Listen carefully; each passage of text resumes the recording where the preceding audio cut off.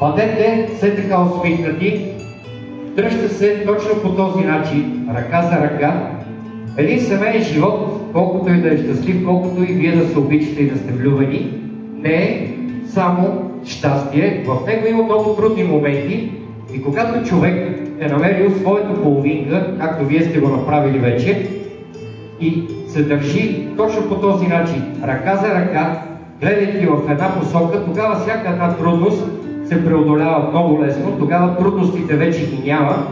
Вие двамата заедно можете да преборите всяко едно препятствие, така да го наречем. Тук до вас са и вашите прекрасни кумове. Нашия кум искам първо да се обърне към теб. Не напразно старите хора са казали, пред кум вода се не гази. Много е тежка думата на кума, затова тези прекрасни младоженци, когато дойдат при теб с някакво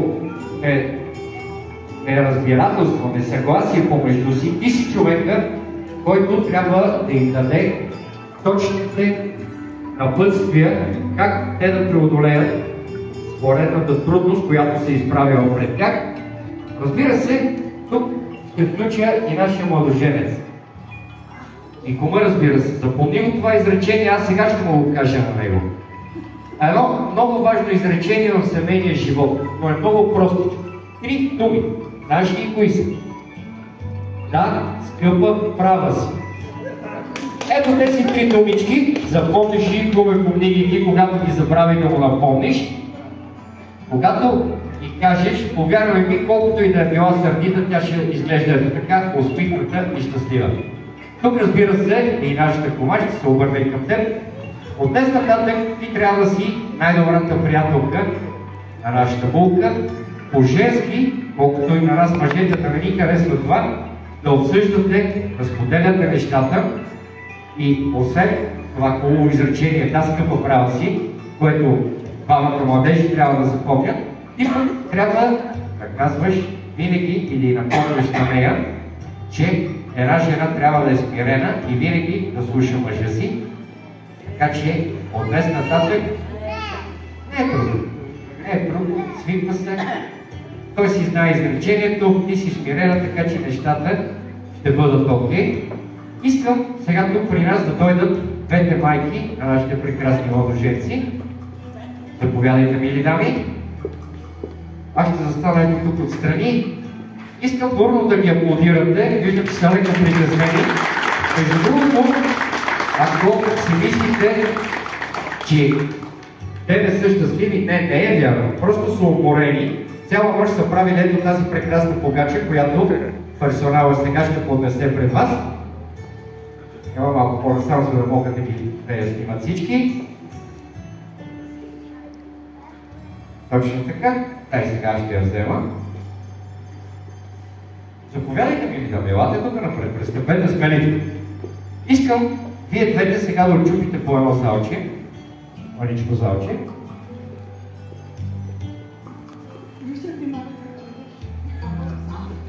Тези залчета искам да ги потопите в шарената сол. И двете. И в случицата го потопи, не само в червения пепел. И сега, майката на нашия младоженец нека да захрани булката, а майката на булката да захрани младоженеца. Вие може да ги аплодирате. Браво!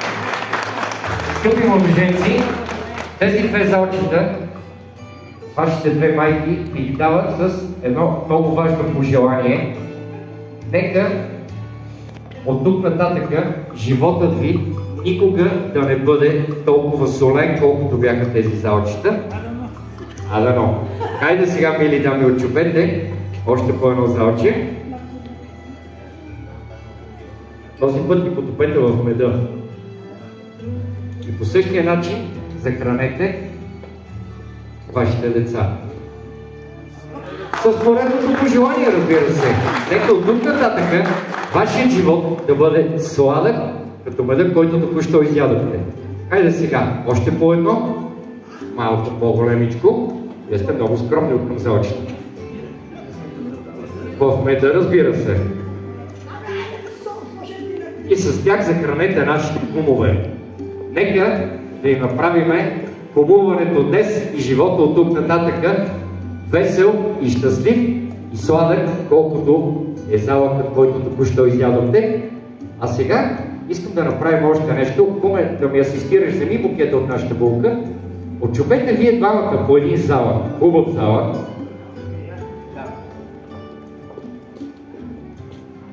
Потопете тези залчета в меда.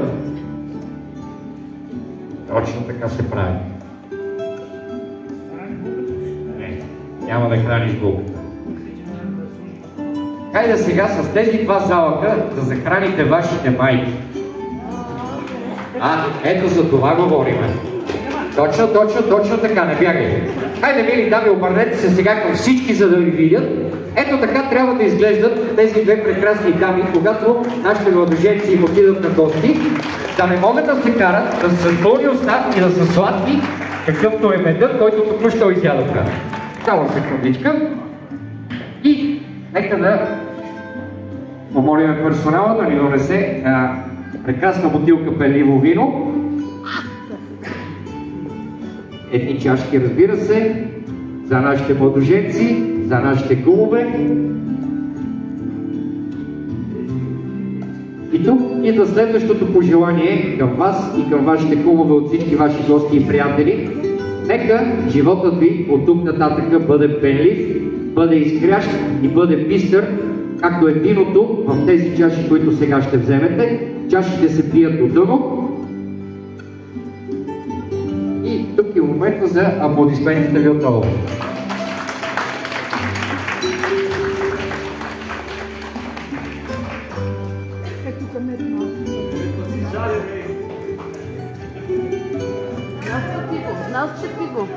И аз сега ще се обърнем към Кума първо. Куме, я ми кажи какво беше виното. Горчиво! Горчиво за нашите прекрасни младоженци, нека да ги аплодираме. И оставете чашките. Ето сега дойде моментът и на това, което направихме генерална репетиция малко преди началото. Тук има едно мече, в което има едно бяло и едно червено цветче. Нашата булка трябва да ги ритне, за да видим каква ще бъде първата рожба в тяхното семейство. Сега е момент.